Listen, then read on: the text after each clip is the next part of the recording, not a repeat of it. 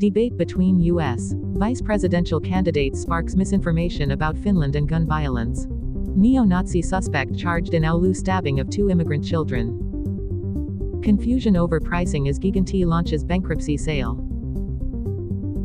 Finnair still using Russian titanium for Airbus planes despite concerns over war funding.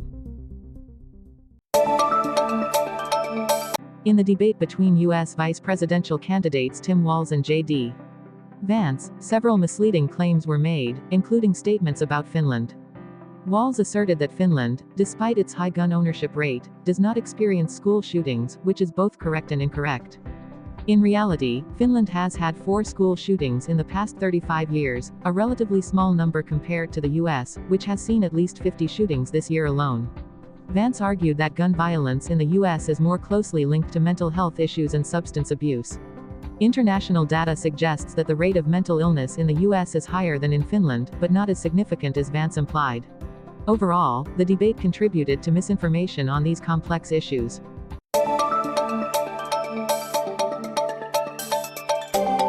Sebastian Lamsar, associated with neo-Nazism, was charged with stabbing 2 children at Valke, a shopping center in Oulu in June 2024.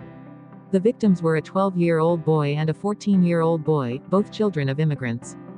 During interrogation, Lamsar claimed that he was influenced by a foreign intelligence agency, stating they used technology to control and alter his thoughts. He said he had noticed surveillance since 2021 and believed others were sharing his thoughts on social media. Despite suspicions of mental illness, Lamsar has not changed his beliefs and showed no remorse for his actions. This has led to a psychological evaluation. Lamsar was previously involved in the neo-Nazi movement and has a history of violence.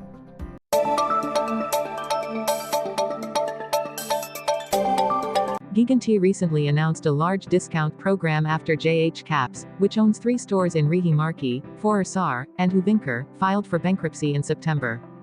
The clearance sale has caused confusion among customers due to pricing.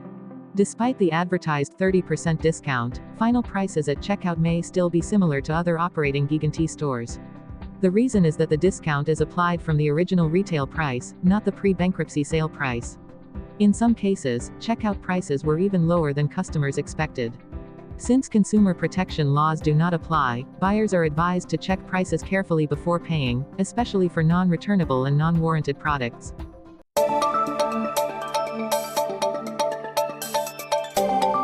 According to investigations, Finnair continues to use titanium from Russia to manufacture parts for Airbus planes, as Western sanctions have not yet been imposed on this material. The titanium is supplied by VSMPO of ISMA, a major Russian company close to the Kremlin, which controls 25% of global titanium production for the aerospace industry. The continued use of Russian titanium has raised concerns that revenues from this metal might be supporting Russia's war budget amid the Ukraine conflict. However, Finnair stated that its Airbus planes were purchased before Russia's invasion of Ukraine, and it has limited power to change the supply chain. Airbus also confirmed the use of Russian titanium but pledged compliance with international regulations.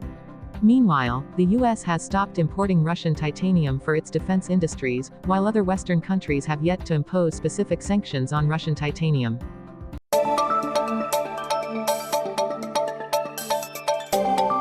Professor Maliranta believes Finland's economy has strong growth potential in the coming decade, thanks to the development of startups. He thinks young companies like Supercell, Wolt, and Aura could play a major role in driving the economy, similar to Sweden's growth. These startups emerged after the collapse of Nokia and the paper industry in the early 2010s, and some have now reached mid-sized status with the potential to become large enterprises. However, Maliranta notes that the growth of these companies requires stronger support from domestic investors to avoid early sales to foreign companies. Nonetheless, Maliranta is optimistic that Finland will experience significant economic growth and could develop similarly to Sweden in the coming years.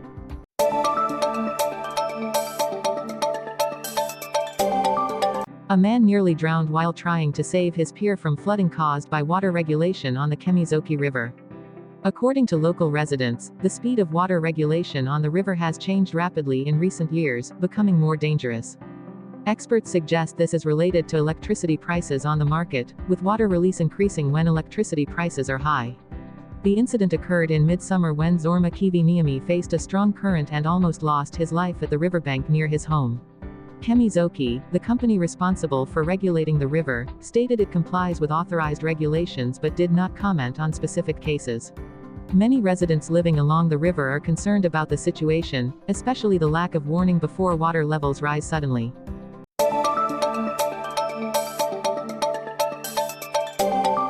A new study on occupational health shows that job uncertainty is increasingly pressuring Finnish workers. After the COVID-19 pandemic, many people's work capacity and motivation to contribute have not fully recovered. According to the Finnish Institute of Occupational Health, the rate of people feeling burnt out by their jobs has also increased.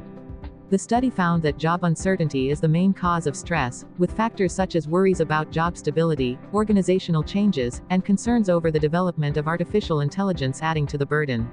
About 43% of those surveyed admitted that they struggle to predict what will happen with their jobs. Additionally, overwhelming workloads and a lack of flexibility in work processes have exacerbated the situation.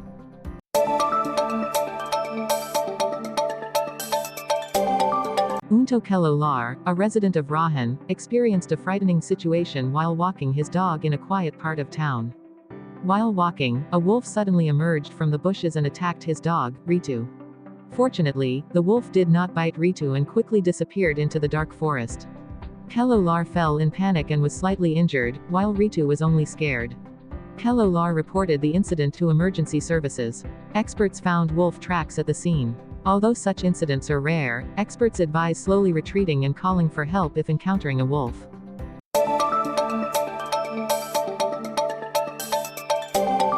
A new study shows that there is still a large gap in academic performance between immigrant and native Finnish students. Hasti B, a 9th grade student at Maliranta school, shared that many immigrant students struggle with using Finnish at school.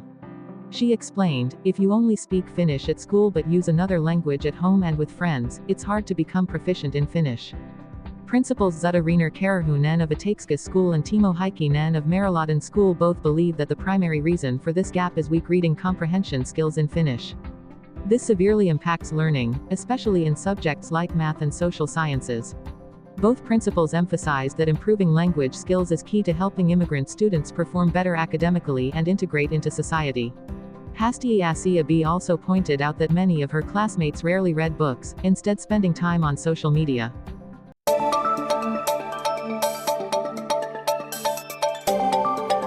Many valuable artifacts at the Salo Museum are being damaged due to poor storage conditions, including the presence of rats, bats, and insects. Artifacts belonging to the historical and art museums of Salo are currently stored at 39 different locations across the city.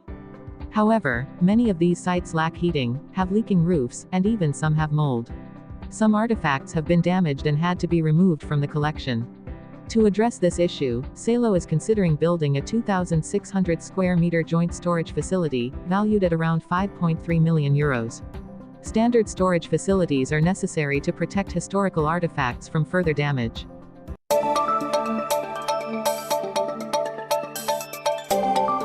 In Tampere, a unique hotel featuring ultra-small rooms will open next spring. The concept was inspired by the capsule hotel model in Japan, but the rooms here will be slightly larger than the original model.